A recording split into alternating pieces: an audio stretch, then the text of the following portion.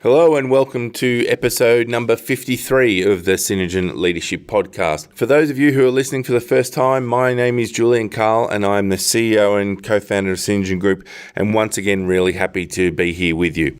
I'm passionate about all things leadership and management, so passionate in fact that I decided to start a podcast about it, and here we are in season 2. My purpose for the podcast continues to be the same, to raise the standard of leadership. In today's show, I speak with Emma Bannister, who is the founder and CEO of Presentation Studio. She leads a team of about 30 and she is one of Australia's leading presentation experts. She can help your presentations have impact and influence, and this means the right messages are more memorable for your audience. Emma achieves this through content writing, the art of storytelling, visual communication, would you rather read the words or watch the story, and presentation delivery. It's how you get a competitive edge and deliver a winning presentation. Presentation Studio do offer a full presentation service, and some of her clients are some of the most respected in the industry. They include companies like Telstra, Commonwealth Bank, Qantas, Origin Energy and Microsoft. Emma is also the visual communication editor at Presentation Guru, which is a new digital resource for presentation professionals across the globe, and Emma's book Visual Thinking was published in 2017. Now, during the course of the conversation, we explore a number of different ideas. We start by looking back at Emma's leadership journey within the business she founded over 12 years ago and how she is involved as a leader. We also explore what the future of presentations looks like with all the technology and that advancing daily. Emma's area of leadership passion is enabling those in her team to be the best they can be, which I think is something that all leaders should be focused on. And we also end up talking about the TV show Vikings, where we both discover that we geek out on that show, and there's some learnings from Vikings of all things. So keep listening, and always would really like to hear your thoughts about the interview with Emma Bannister. Happy listening.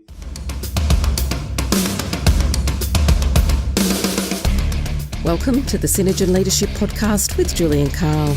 Julian returns in 2019 with weekly conversations with leaders and authors from Australia and around the world, giving you the opportunity to share in their journey and learn from their expertise and knowledge. Julian also shares some of the tools and techniques he uses as a leader, mentor and facilitator, helping you to build your leadership capability and improve your confidence as a leader.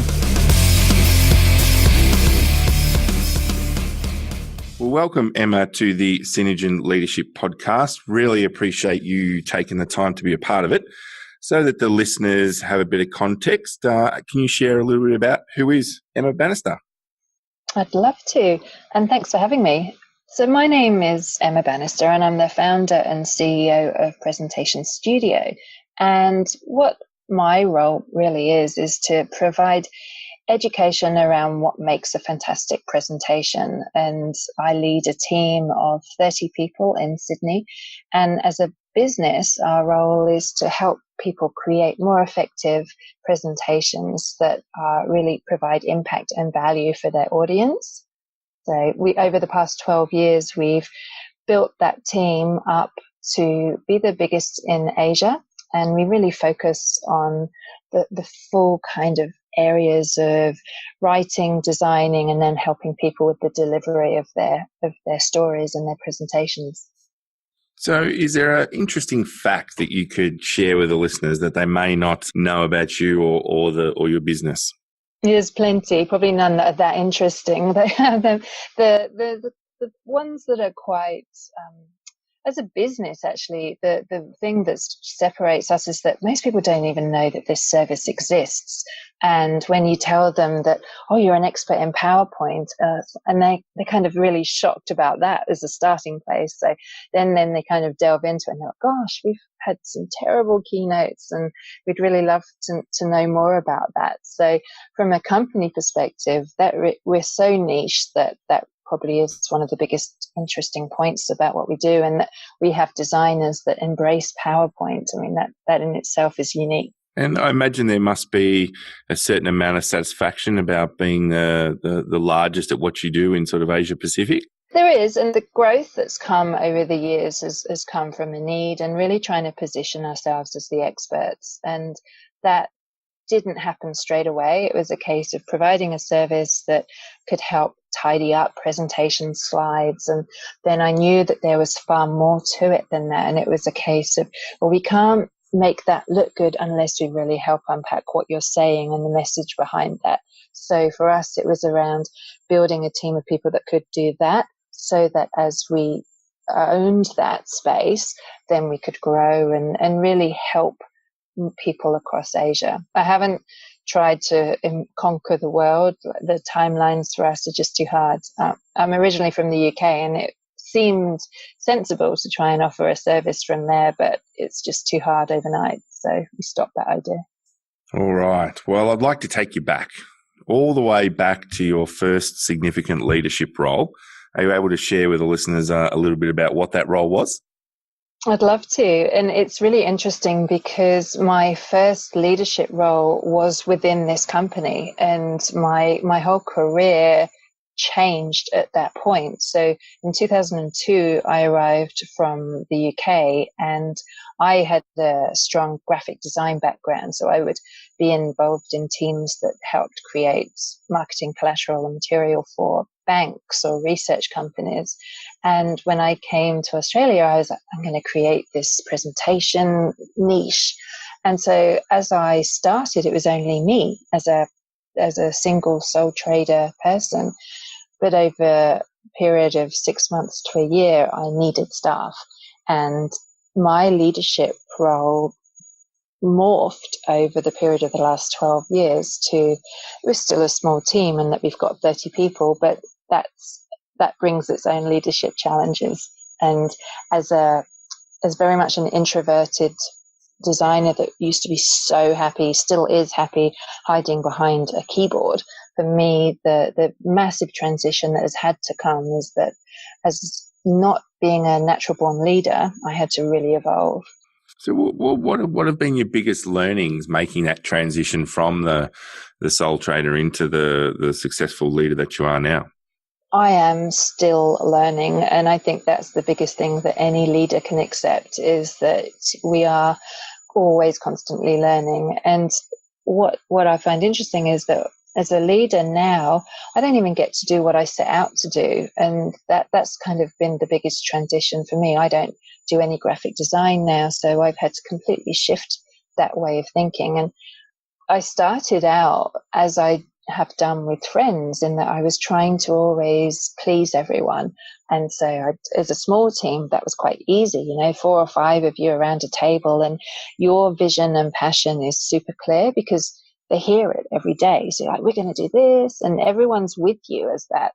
And for me, the biggest learnings have come from trying to scale that same passion through a wider team and have the managers that are now sitting between me and the rest of the team, because you obviously can't directly manage 30 people, to have them share that passion and communicate the same things without missing what I believe are the really important bits, and take everyone on that journey of feeling and believing the same thing.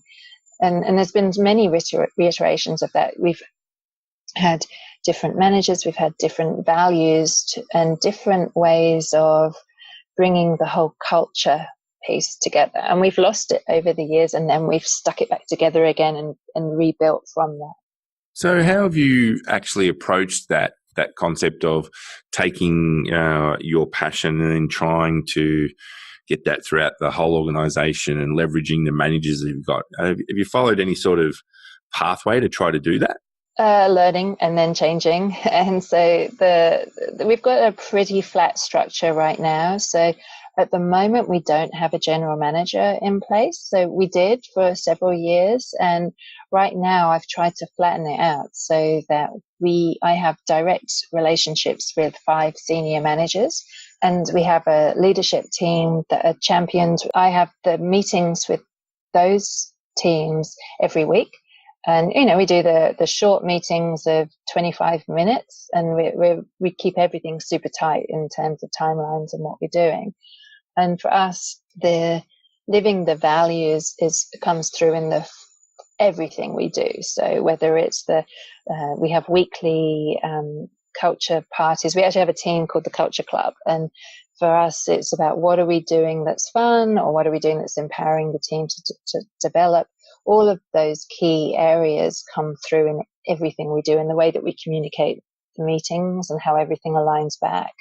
And even the 4 core pillars that I have across the business, everything is aligned back to those. So the KPIs for each of the leaders, each of the everyone within the team. So, and they're communicated clearly all the time. So whether it's the monthly company meetings or whether it's the weekly team meetings that they each have, it's how everything aligns them back to those core pillars. So, I mean, it's simple leadership stuff, but it's around communicating those 4 pillars so clearly and aligning the values back to the KPIs as well. So are you able to share with listeners what those 4 pillars are? I sure can. I mean, the first one for us is around having that, obviously being financially successful, because if we can't be financially successful, then we can't invest back in our team and the equipment that they need. And also it's around ensuring that they have full transparency over the numbers. So every month I'll share how much we've spent, how much we've earned, what the targets are, what all the different areas across the business. So I'm 100% transparent about that, and they can pop in at any time and look across the reporting to see where we're at, what teams are doing what. So I 100% believe in that level of transparency and find that they get a lot from that as well.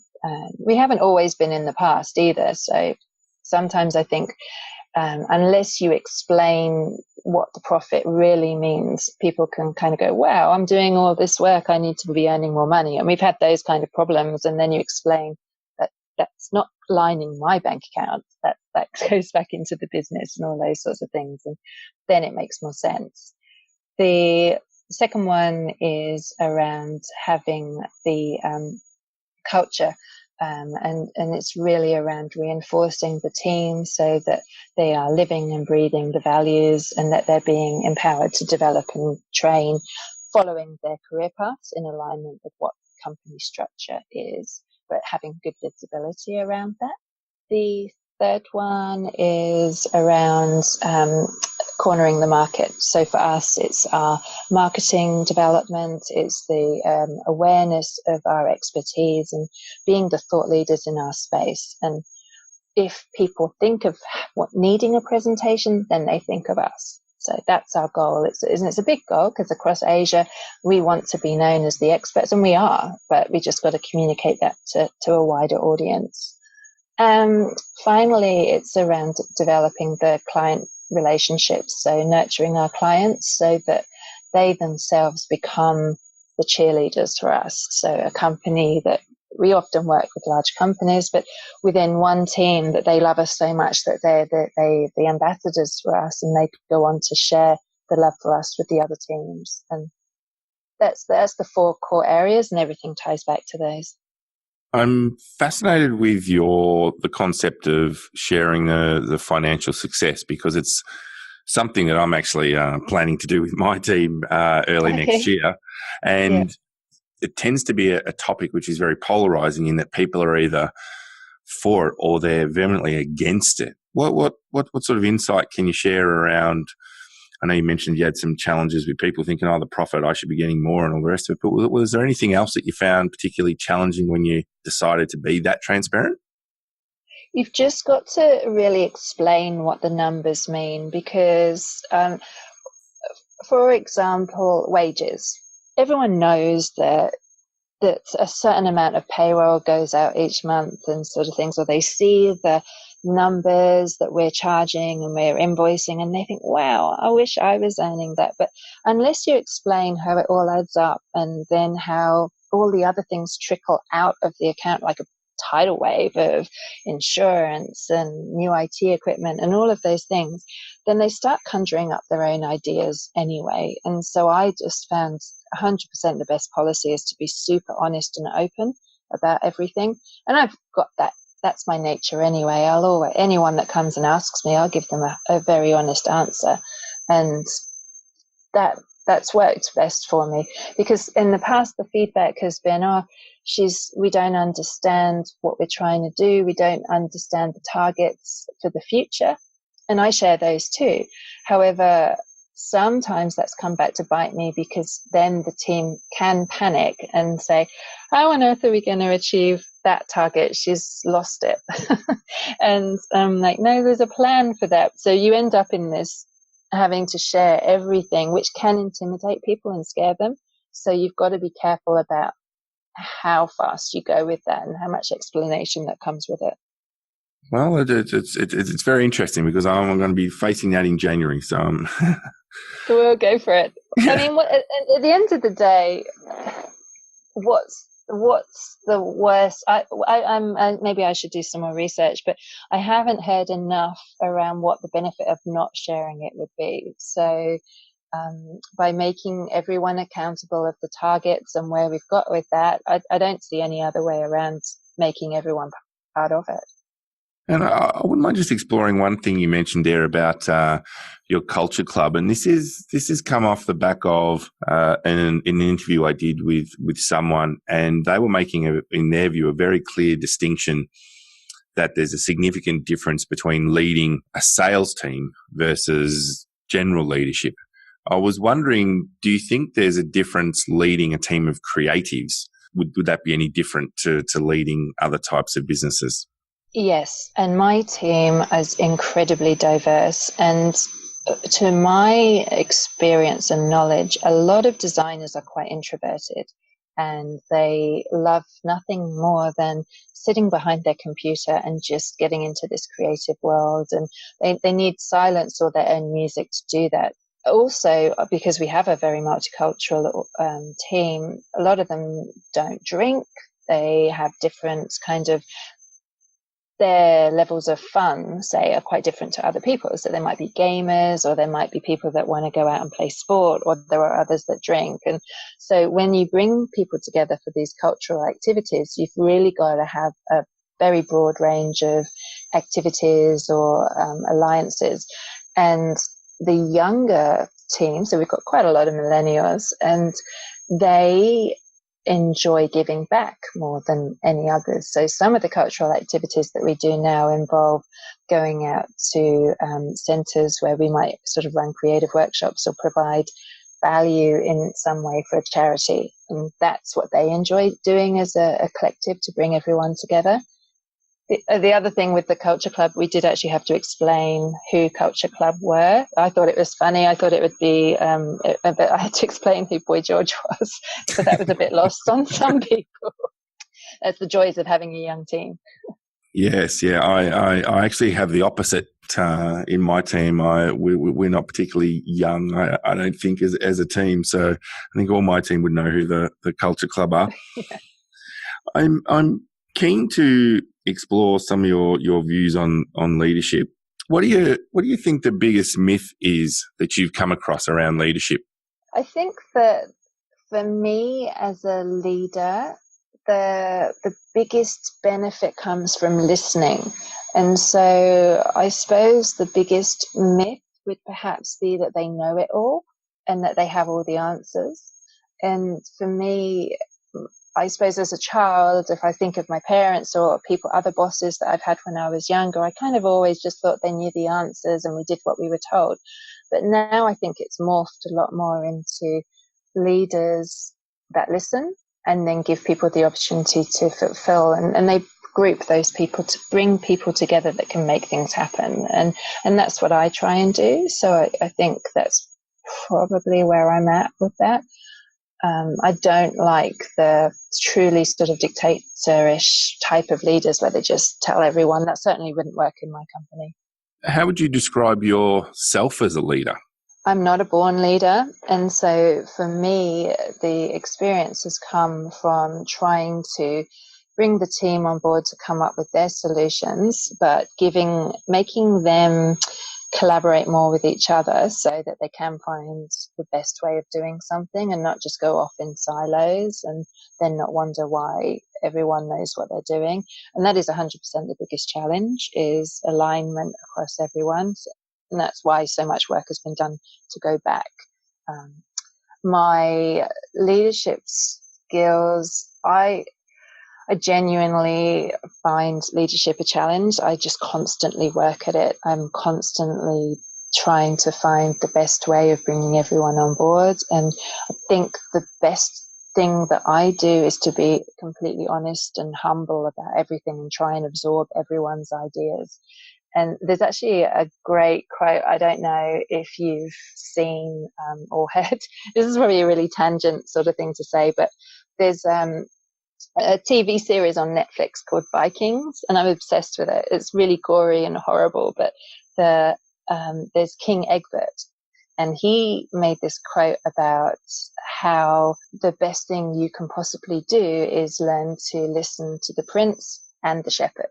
And it just really, really resonated with me. So there's this king telling people that you should be listening to the top and the bottom of the chain. And that really is where you can learn the most, I believe. I love Vikings. I've just finished the first 2 episodes of the second part of season 5. Oh, so, there you go. Yeah, I got the notification on my mobile that the next episode's available on Apple TV. So I'm a big Vikings fan. Brilliant. Well, I mean, King Egbert, he was fantastic, wasn't he? Gotta love what he has to say. I'll have to go back and watch now, rewatch it. Series 4, just before he gets. I won't ruin it for anyone. Yeah. Spoiler alert! If you're into Vikings, tune out now. I'm always fascinated with this idea of methodologies, frameworks, visual models that leaders use as part of the way they go about leadership. Are there any that really resonate with you? I am very visual. So everything I do is around communicating the visual insight of that. So that is probably one of my core strengths as a leader. We have very visual org charts. We have very visual structures in terms of the KPIs and how everything fits together. So I am always showing stuff on screen and talking through how it works and how the teams connect and work with each other. I mean, my book is called Visual Thinking, so it's just what we do. We sit down and we draw things on whiteboards and how things work together. So it's how I get stuff out of my brain and then communicate it. I just draw pictures all the time. And what would you say your biggest leadership challenge is right now? Right now, probably one of my biggest challenges is we're at that tipping point of 30 staff. Seems to be a tricky one to decide whether we go up or we stay. And I'm also working on the fact that a lot of people now seem to only want to freelance. And that's tricky for me because I kind of want that flexibility of people. I'm trying to gear a team up that can work remotely. Yet within that, they obviously want these flexibility and stuff. So we're trying to work that out. And we're looking into what can be managed offshore, because the way that to stay competitive, we need to have options offshore as well. So we want to balance. I'll never go completely offshore, but we tend to do the highly creative conceptual work in-house, and some of it, depending on the project, does need to be outsourced. So for me, it is that scale now of, do I even want to scale in terms of a physical team in our office, or are there other ways of doing it? I think that's a big challenge that a lot of business owners struggle with, because there's a lot of thought leaders are going around talking about the difference between lifestyle and performance businesses, and then they try to match it to annual revenues and all these sort of things, and highlight the challenges that you're going to face at each stage of your journey. Yeah. And the more you have in your team, the more stress there is for everyone. And we certainly don't make as much money as we used to. So it's just a juggle, isn't it? And preparing yourself for future changes too. I mean, we're in an industry that is definitely evolving. Automation of the AI within presentation software now is becoming quite developed. So things are becoming easier for people to do themselves. Our core strength has to stay that we help people with that persuasive messaging and the human side of things, as well as then how they can easily and efficiently create visuals to support their message. And everything's interlinked, the scale of our business and the change and evolution and innovation of software going forward. So I'd like to explore your area of leadership passion. So if I ask you, what is it about leadership that you're most passionate about, what would you say? I'd connect back to where I started, and that's around the myself being a very introverted person. And, I grew up in England being someone that was taught by my parents to not speak unless spoken to and all of those things. So I was really, really quiet. And now when I present and train people on presenting, I really try and help people that are so scared and so fearful of speaking up, whether it's in a conversation or a presentation. So it's around trying to empower people that are not normally heard and make them heard and make them see the value in being heard, because we tend to only hear from people that have loud voices or so much confidence that they just talk, and they don't necessarily have the best ideas or best thinking. So my role, the work that I get really passionate about, is helping people that have these ideas and helping them to be heard. And that's what I try and do within my team and within our clients. I'd like to unpack that a little. From a practical perspective, what are some of the things that you try to do to enable those quieter people to feel comfortable in sharing their thoughts? It starts with helping them to identify the value in what they're sharing, and that the nerves don't necessarily come from speaking out loud. They come from perhaps not being prepared enough or not knowing the rules enough. So if you educate someone in terms of how they can structure a presentation to provide real value for their audience, then their confidence really increases. And so then they can practice and rehearse. And when they're really confident that what they're saying is right, and they know that the audience really are going to benefit from this, it flips round and they start to see the benefit in what they're sharing. And so those are the sorts of things that I help people with, and we help people with in their training. And so you really see the difference. You see the change within them when that starts to happen. And then if they have visuals that also look good, their confidence really starts to go up. And just little tricks like saying that level of fear and nervousness that you get in your tummy before you speak, if you remind yourself or inform yourself that that's actually, those nerves are also the same chemicals as excitement, then you start telling yourself, well, I'm actually just excited and I'm going to go out and do this and share this knowledge and I'm helping people. And it just flips everything around for them. Do you see a tangible difference in results when they start to feel more comfortable speaking? Does that translate in any way to their level of performance? Yeah, and we hear it from the managers mostly. So the feedback you get, it's not, you obviously don't see it straight away, but when the managers come back and we help to provide support for them further down the line, because everyone goes for training and then what happens, you don't really know if they actually implement it. And we get sent, I've never been anywhere where we get sent flowers and chocolate, and because there's so much pressure on people to deliver at presentations, whether it's a pitch or a team sort of information thing, or even just standing up and talking in a boardroom with your colleagues, then there's a lot of pressure on people, and after the fact then they get very, very grateful. You mentioned that you don't just like doing that for your team, but also for your clients. Well, what sort of results are they getting once they engage you to support them with creating their visuals? Oh, lots. I mean, it varies from whether it's a charity getting sort of funding and financial support from corporates, or whether it's through to leaders communicating their message more clearly. The results that they all vary in terms of what they're actually trying to achieve. But the biggest challenge, I think, is that we spend so much time preparing and investing in these presentations that the payoff has to be that the message is heard and understood from the audience. And so as soon as that happens, then the return on the time that they invest is pays off. And that's what we see. That's why people come back. And you've written a book? I have, yes. How to transform the way you think and communicate and influence with your presentations. And why did you decide to do that? Because I've got to say, it's an absolutely stunning book. And I've got a lot of business books, and just publishing cost alone, I can imagine on this book. But why did you decide to write this?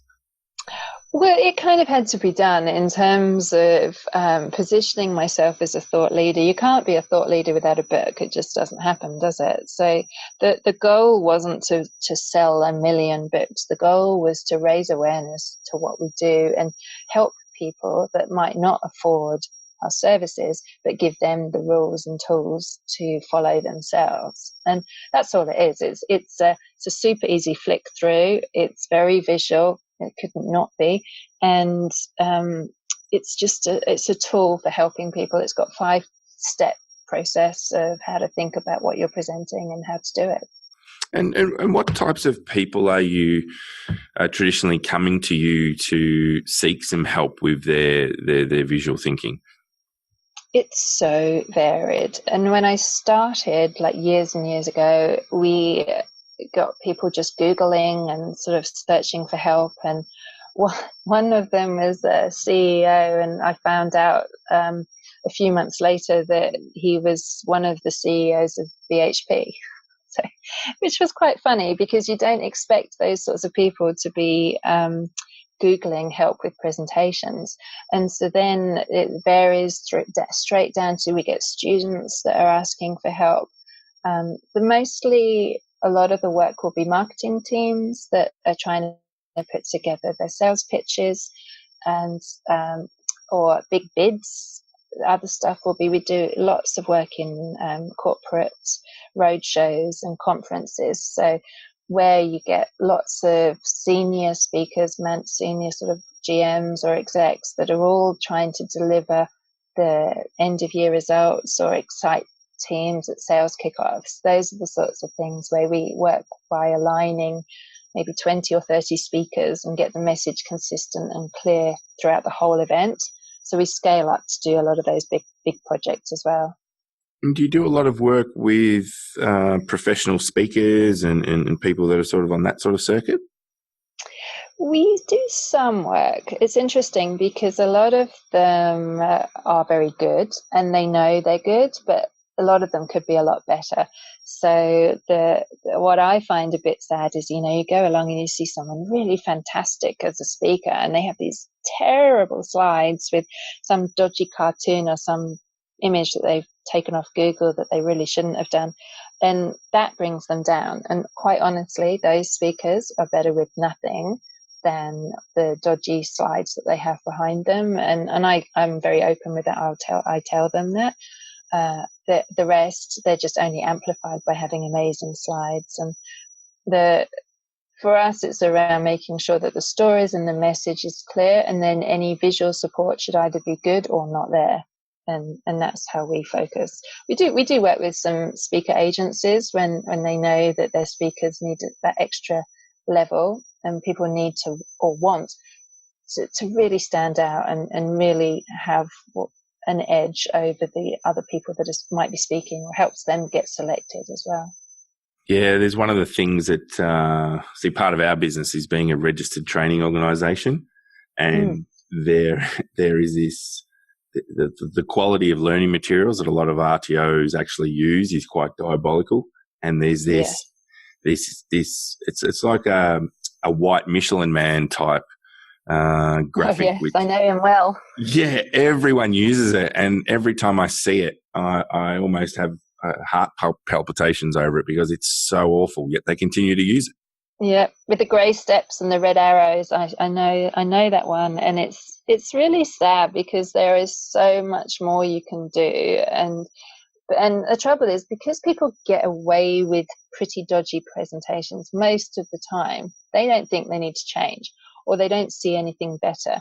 And for us, a lot of it is around education. And the minute you show someone what good is and what the new level of expectation is, then they have a serious aha moment and go, gosh, if we're in a pitch and there's like 5 or 6 companies and someone else is doing that, there's no way that I'm going to be remembered for this.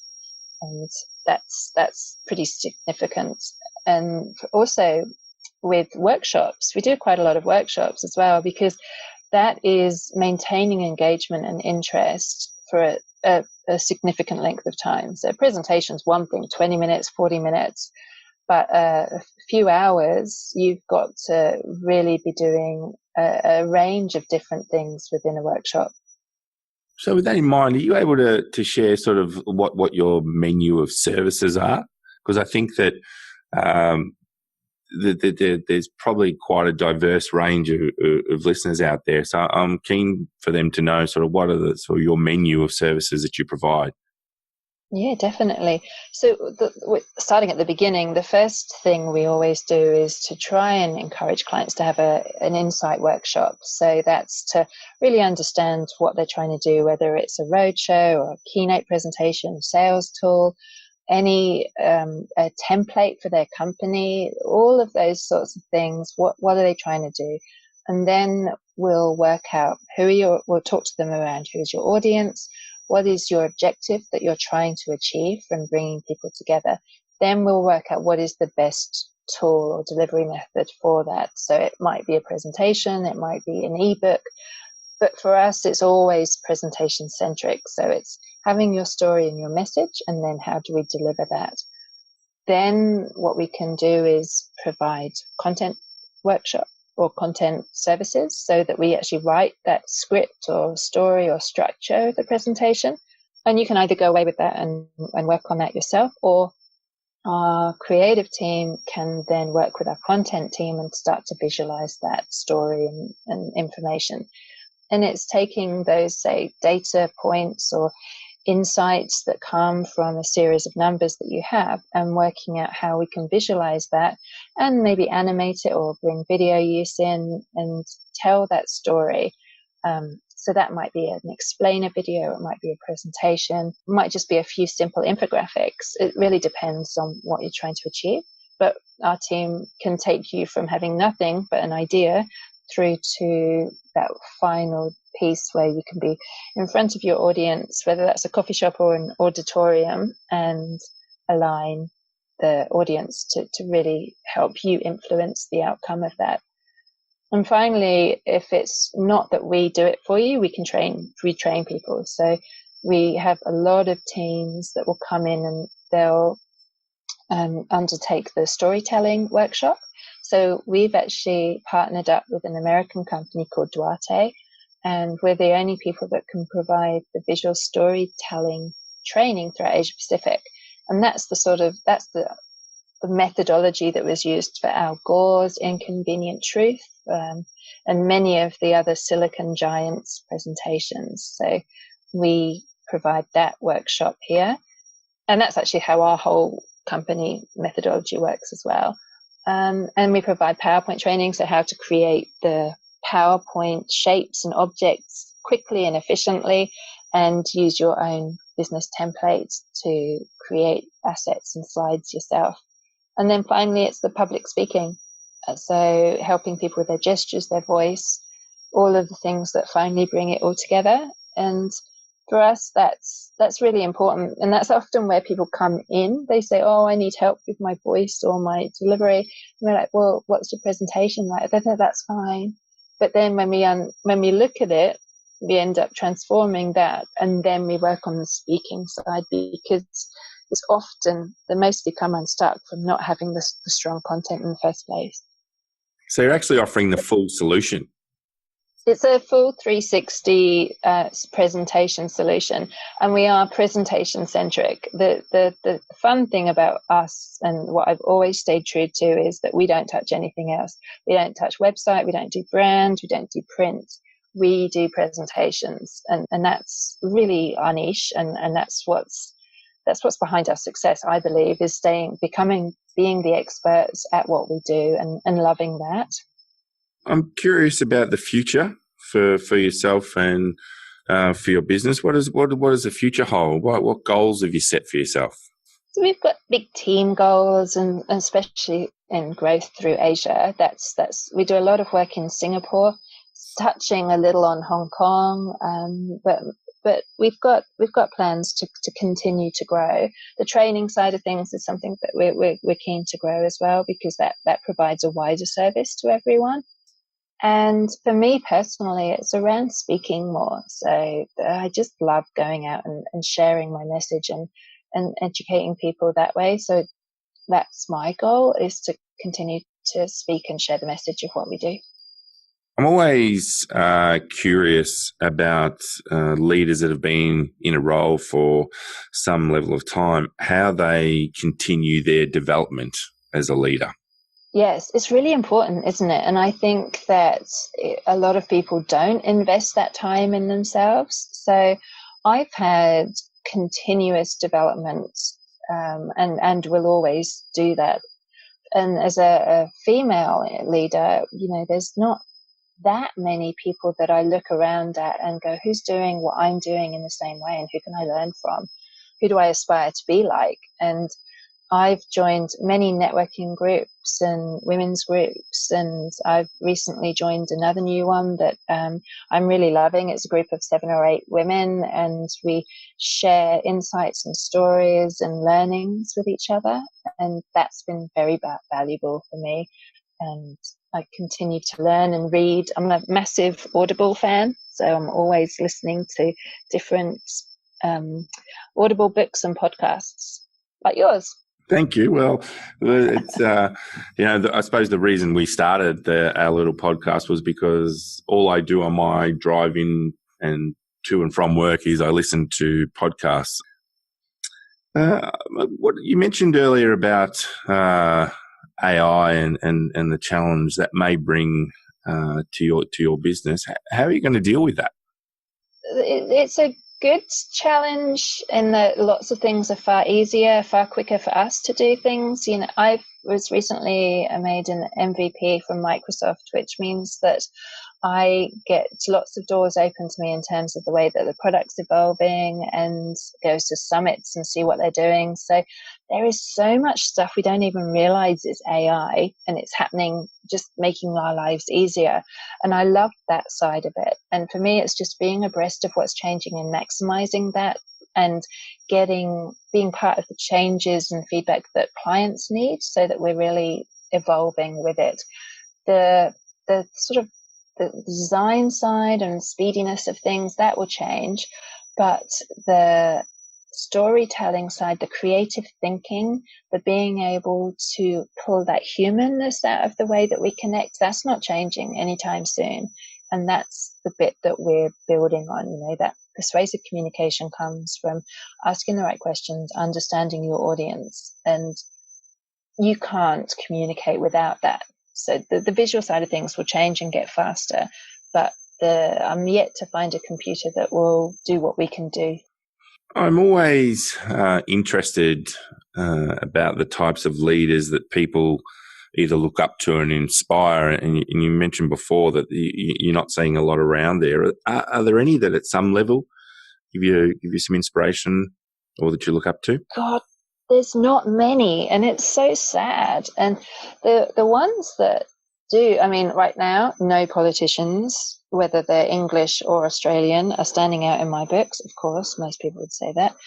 But apart from one, actually, and it's not around the politics particularly, but Jacinda Ardern, I just think she's amazing in terms of her vulnerability and compassion. And in the press this week, actually, I was in the UK last week when that horrible incident happened, and the way that she opened up and shared and was practically crying around that terrible murder that happened, I just find her so authentic, and I really value that in a leader. The other person that I always read all her latest books is Brené Brown, and she has a whole piece around the power of passion, and she talks about integrity being the most important value that humans can have. And for her, it's all around taking courage over comfort as leaders, and that I love as well. So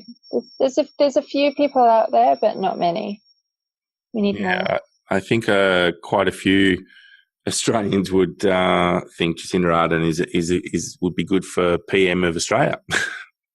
Maybe we should merge. I married a Kiwi, so I can say that. So where can people go if they want to find out more about you and the work that you do? Where should they go? Well, great question. They should visit presentationstudio.com, and everything you can find is there. The link to my book, Visual Thinking, is on the website as well. And there's a great breakdown of all the services we offer, as well as a ton of resources in terms of books and downloadable white papers and lots of free supportive information to help you. So that's the first stop. And any last words on leadership you'd like to share? It's just around that human connection. That's what we've got. That is, it's back to what Brene Brown says. It's about, if we've got integrity, we've just got to listen. And by listening, then we can connect people and be human. You've got to lose all the jargon and just go back to doing what we do and doing it as humans. And listen, that's really what I try and do, and that's all we can do. Couldn't agree more.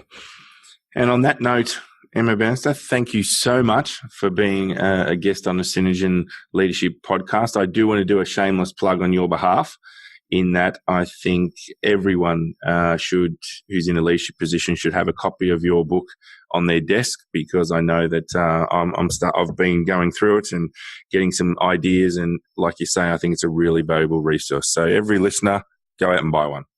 Well, thanks. Thanks for having me. No worries. Speak soon, Emma. Bye for now. Well, that wraps up episode 53 of the podcast. And what I'd like to ask is if you could head on over to the Synergen Group website and engage in the conversation with us. Tell us what you liked. Tell us who you'd like us to interview. And if you're an iPhone user, feel free to head to Apple and also leave us a review. In next week's episode, which will be our first content episode of Season 2, I'm going to talk about the importance of setting expectations and give you a couple of frameworks and models to make sure that you're setting very effective expectations for people that you lead. So until then, love to hear what you think, and happy listening.